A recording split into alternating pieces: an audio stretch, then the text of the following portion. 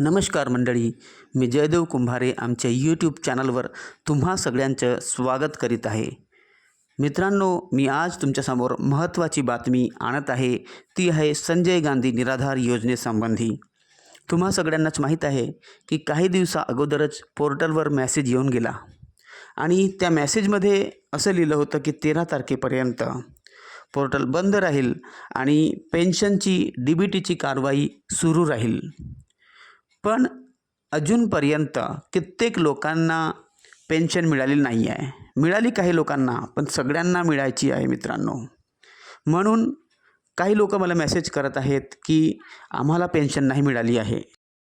काही लोकांचं म्हणणं आहे की आम्हाला पेन्शन मिळाली, पण 1,500 मिळाली, 2.5 मिळायला पाहिजे होती.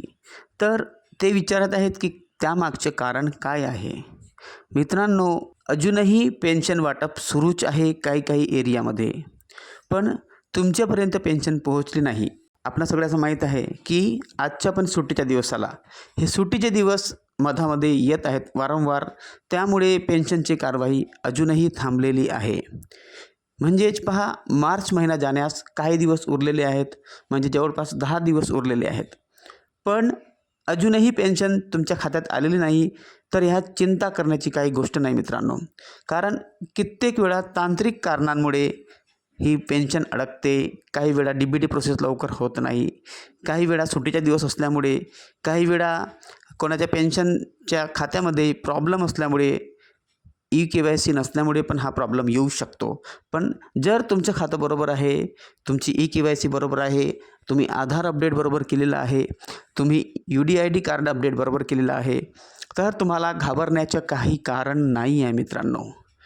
काही लोकं मला मेसेज करतात की अजूनही माझी पेन्शन मला मिळाली नाही आहे, तर पेन्शन केव्हा मिळणार? मित्रांनो, मी तुम्हा सगळ्यांना उत्तर देत आहे ह्या गोष्टीच्या की तुम्हाला पेन्शन मार्च महिन्यातच मिळेल. पहा, 10 दिवस अजून उरलेले आहेत. मी तुम्हाला सांगतो, ह्या मधातल्या 10 दिवसाच्या मधामध्ये तुम्हाला नक्कीच पेन्शन मिळेल. मार्चची पेन्शन एप्रिलमध्ये नक्कीच जाणार नाही आहे मित्रांनो. कारण सरकारला 31 तारखेपर्यंत पूर्ण हिशेब द्यावा लागतो.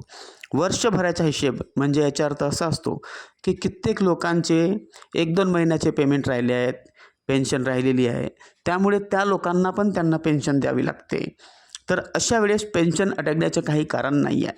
तुम्हाला वाटत असेल की मार्चची पेन्शन एप्रिल महिन्यात तर नाही जाणार. नाही मित्रांनो, मार्चची पेन्शन एप्रिल महिन्यात जाणं शक्यच नाही आहे. पहा, तुमची पेन्शन अडकू शकते एका कारणाने. जर तुमच्या खात्यामध्ये EKYC नाही झालं आहे, म्हणजेच तुमच्या आधार KYC नाही झालेलं आहे, किंवा आधार अपडेट नाही झाला आहे, किंवा UDID कार्डमध्ये तुम्ही अपडेट नाही केला आहे अजूनही, तर तुमचं पैसे अडकू शकतात. हेच फक्त कारण असू शकते. किंवा लाईफ सर्टिफिकेट तुम्ही भरलं नसेल तेव्हा पण पेन्शन अडकू शकते. म्हणून लवकरात लवकर हे कामे करून घ्या. तुम्ही EKYC करून घ्या बँकेत जाऊन. तशाच प्रकारे UDID कार्ड पण अपडेट करून घ्या.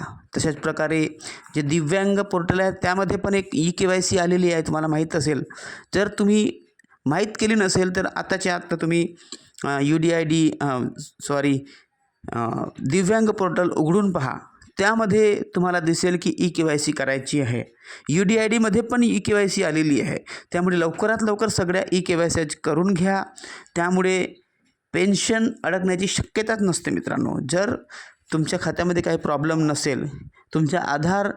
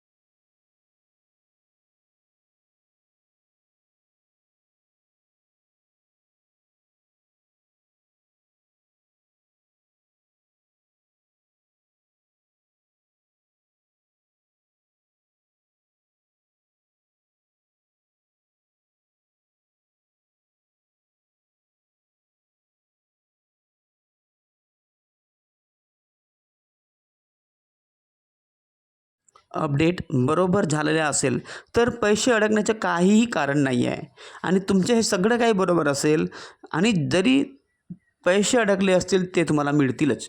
31 तारखेच्या अगोदर तुमच्या खात्यात पैसे येतीलच आणि एप्रिल महिन्याची पेन्शनसुद्धा त्याच्या पण अपडेट माझ्याकडे आलेली आहे. तुम्हाला सांगतो 5 तारखेच्या आतमध्ये तुम्हाला एप्रिल महिन्याची पेन्शन पण मिळेल मित्रांनो. मी ही अपडेट तुम्हाला देत आहे. पण मार्चच्या पेन्शनविषयी चिंता करण्याची काही गरज नाही आहे. जर तुम्हाला थोडंसं वाटत आहे की का बरं अडकली, तर तुम्ही सगळे कागदपत्र घ्या, आधार कार्ड घ्या, UDID कार्ड घ्या, सगळे जितके बँक पासबुक आहे सगळे कागदपत्र घेऊन घ्या आणि तहसील कार्यालयात जाऊन भेट द्या आणि त्यांना विचारा माझ्या खात्यामध्ये काही प्रॉब्लेम आहे काय. जर प्रॉब्लेम असेल तर तिथंच त्यांना डॉक्युमेंट द्या. जर डॉक्युमेंट कोणतं मागतील तुम्हाला तर तिथेच सबमिट करा आणि सगळं प्रॉब्लेम सॉल्व करा. आणि ते म्हणतील की लाईफ सर्टिफिकेट सबमिट करा तर ते पण करा ऑनलाईन आणि आधार कार्ड अपडेट करा, UDID कार्ड नक्कीच अपडेट करा, लाईफ सर्टिफिकेट भरा आणि जे काही करायचं आहे तुम्हाला करायचं आहे पोर्टलवर जाऊन तुम्ही तिथं पण EKYC करून घ्या. कारण EKYC सगळ्यात महत्त्वाची आहे. EKYCमुळे तुमचं DBT पोर्टल होते मित्रांनो. म्हणून लवकरात लवकर सगळे हे कामं करून घ्या. आधार कार्ड आणि EKYC खूपच महत्त्वाची आहे. कारण त्याशिवाय तुमची पेन्शन तुमच्या खात्यामध्ये येऊच शकत नाही मित्रांनो. तुम्ही ही महत्त्वाची माहिती ऐकली. जर तुम्हाला आवडली असेल व्हिडिओ तर सबस्क्राईब नक्की करा, लाईक करा, हाईप करा आणि कॉमेंट नक्कीच करा आणि आमच्या चॅनलला शेअर करा आणि बेल आयकॉन दाबून ऑलवर नक्की क्लिक करा मित्रांनो. आणि मित्रांनो मी तुम्हाला सांगू इच्छितो की एकदा तरी तहसील कार्यालयामध्ये सगळे डॉक्युमेंट घेऊन जायचंच आहे तुम्हाला. जाऊन पहा, त्यांना विचारा की माझ्या खात्यात काय प्रॉब्लेम आहे, ते तुम्हाला नक्कीच सांगतील. Thank you for joining with me.